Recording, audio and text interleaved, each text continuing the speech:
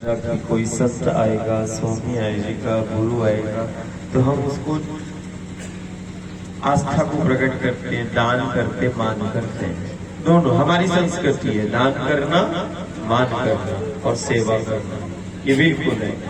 लेकिन सबसे बड़ा दान और सबसे बड़ा मान गुरु गोविंद का हो जाएगा कि ये धरती को, माटी को हमने माँ कहा, सिर्फ जन्म देने वाली को हमने सिर्फ माँ नहीं कहा, पालने वाली को भी हमने माँ कहा, जीवन देने वाली को भी हमने माँ कहा। गुरु गोविंद का अवतार होता है, इसी माटी के लिए, धरा के लिए, धेनु के लिए, यही नदियों के किनारे वो चलता है, नर्मदा के पर, गंगा के पर चलता है। असाधारण दुनिया के लिए नदी है, हमारे लिए भगवती है, हमारे लिए शक्ति है। आज सबसे बड़ा मान हो जाएगा और सबसे बड़ा दान हो जाएगा।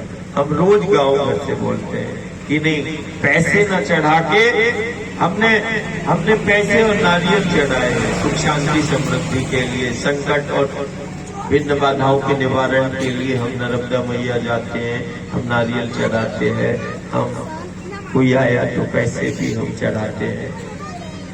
पैसे न चढ़ा के उन पैसों के बदले में सबसे बड़ा गुरु का मान हो जाएगा, तुम एक पेड़ अपने गाँव और उसमें लगा देना, है ना। कोई यदि नर्मदा मैया के पथ पर एक वृक्ष को लगा देगा, हम ही दुनिया में है जो पेड़ और पहाड़ों को देवता के रूप में मानते हैं। ईश्वर और परमात्मा का साक्षात स्वरूप हम इन पेड़ और पहाड़ों को मानते हैं। हम उसी रामकृष्ण की आराधना करते हैं जिन्होंने कामदगिरी को, कभी गोवर्धन को मान लिया, विंध्याचल को पूजने वाले हम ही है, अमरकंटक को हम पूजते हैं। इन पेड़ पहाड़ों ने जीवन शक्ति को धारण किया है। देखो, गंगा को धारण करने वाला हिमालय है और नर्मदा मैया को धारण करने वाला वो अमरकंटक है, विंध्याचल और सतपुड़ा की पर्वतमालाएं हैं। इन पेड़ पहाड़ों को साक्षात देवता और ईश्वर के रूप में इसीलिए माना है, परमात्मा ईश्वर हमने उसको कहा है जो जीवन शक्ति को धारण करता है और प्राण शक्ति, जीवन शक्ति का जो संचार कर दे, वही परमात्मा ईश्वर का साक्षात स्वरूप कहलाता है। हमारी संस्कृति है, दुनिया में हम ही है जो माटी को हम माँ कहते हैं, दुनिया में हम ही है जो हमने नदियों को हमने शक्ति के रूप में हमने पाया है।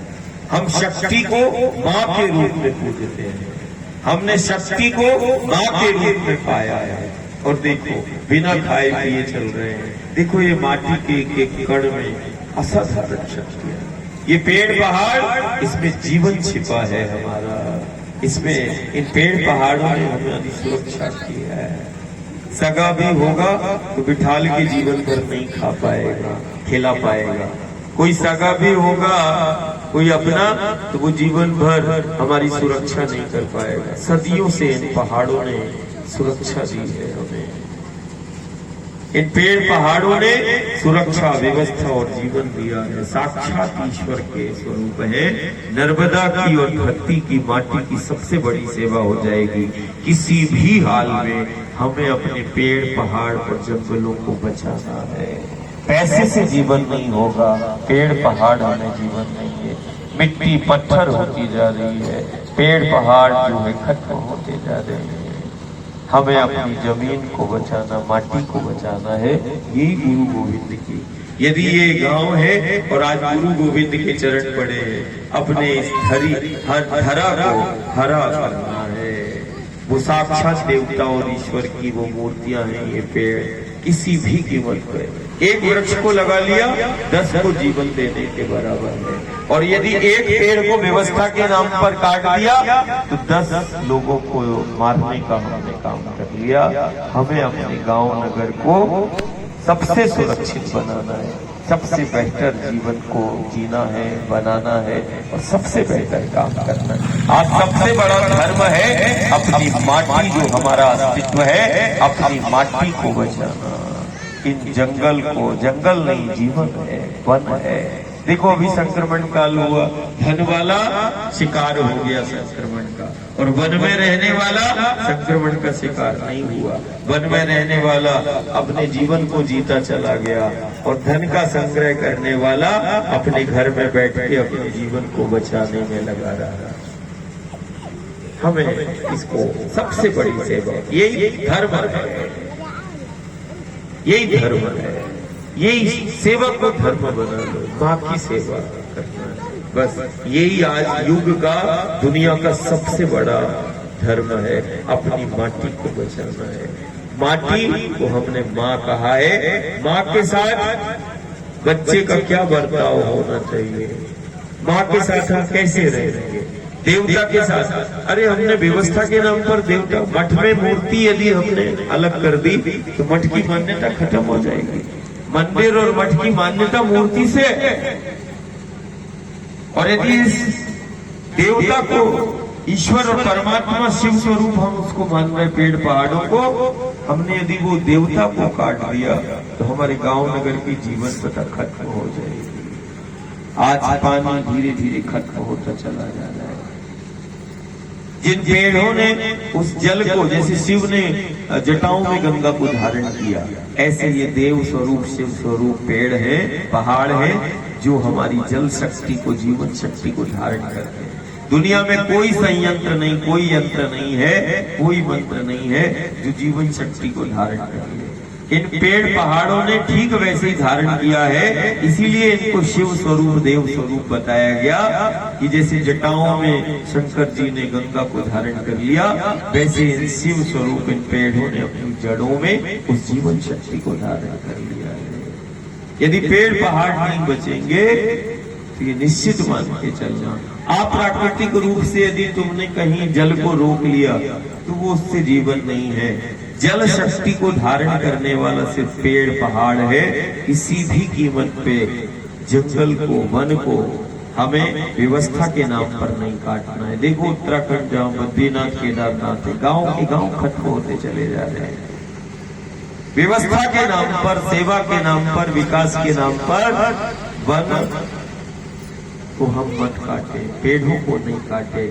पेड़ और पहाड़ों को हम व्यवस्था के नाम पर हम काटना बंद कर दें। कारण इन पेड़ पहाड़ों ने ही जीवन शक्ति को धारण किया है, और जीवन ही नहीं दिया। जीवन में यदि कोई विघ्न बाधा, यदि कष्ट आया तो उन कष्टों का निवारण भी इन्हीं पेड़ पहाड़ों ने हमारा कर दिया। सबसे बड़ी सेवा हो जाएगी। यही हमारा व्रत है। सबसे बेहतर जीवन को तुम जीना चाहते हो, ये तो गुरु भी चाहता है, हम भी चाहते हैं। सबसे बेहतर तुम्हारा जीवन हो, सबसे बेहतर तुम्हें जीवन को जीना है, सबसे बेहतर तुम्हें जीवन को अपने बनाना है, और सबसे बेहतर समाज में हमें काम करना है। वो माँ के साथ ही हो सकता है। जिसको हमने माँ कहा है, आज हम उस माँ की सेवा का संकल्प ले लें। इस धरा को हमने माँ कहा, हमने उस नर्मदा को, दुनिया के लिए नदी है, हमारे लिए साक्षात भगवत। देखो नर्मदा के जल की बूंद, कभी कभी तो हम जल भी नहीं लेते हैं, वायु पर ही हम चलते हैं। कभी पूर्णिमा, अमावस्या, एकादशी में हम वायु के ही 25-30 किलोमीटर चलते। हम कल निवास आए, 40 किलोमीटर चला दिया, 2 लोटा पानी में चला दिया डॉक्टर साहब, सिर्फ 2 लोटे पानी में। डॉक्टर साहब को बुद्धि और ज्ञान और विज्ञान उन्होंने कितना अच्छा है कि नहीं, एक हमें ऐसा जनसेवक मिला है जिसने उस ज्ञान विज्ञान को बड़ी बारीकी से जाना है, और फिर इसके बाद चिंतन किया है कि प्रकृति और हमें जुड़े रहना है। तो हमारे संक्रमण और हमारे गांव में कभी आपदा नहीं आएगी, संक्रमण नहीं आएगा। संक्रमण और आपदा का गांव शिकार नहीं हो सकता यदि वो अपनी माटी से जुड़ा है, पेड़ पहाड़ों से जुड़ा है। यदि तुमने इसको सुरक्षित कर लिया, हमारा गांव सुरक्षित होगा, हमारा जीवन सुरक्षित होगा। किसी की हमारे जीवन पर कोई संकट नहीं आएगा। संकट तभी आएगा जब ये पेड़ पहाड़ खत्म हो कर लेंगे हम व्यवस्था के नाम पर। किसी भी सूरत पर हमें इन पेड़ पहाड़ों को सुरक्षित भी करना है। यदि किसी कारणवश कट गए हैं तो हम फिर से कम से कम उस गुरु गोविंद देवता के नाम का कम से कम एक पेड़ लगा के उसको बड़ा कर लेना, उसको खड़ा कर लेना। वृक्ष नहीं खड़ा है, हमारा जीवन खड़ा है, हमारी व्यवस्था खड़ी है, हमारा अस्तित्व खड़ा है, वृक्ष नहीं खड़ा है। वो हमारा साक्षात देवता खड़ा, और जिसके द्वार पे देवता खड़ा है, परमात्मा ईश्वर गुरु खड़ा है, उसके द्वार को कौन चुनौती देगा। अब तुमने हमें ही मिटा दिया और तुम जीवन को बनाने की बात करोगे, तो ये कैसे संभव होगा। माटी का मान बढ़ाना है, माटी से प्रेम करो और अपनी माटी से जुड़ो, यही आज का सबसे बड़ा धर्म है। नर्मदा मैया की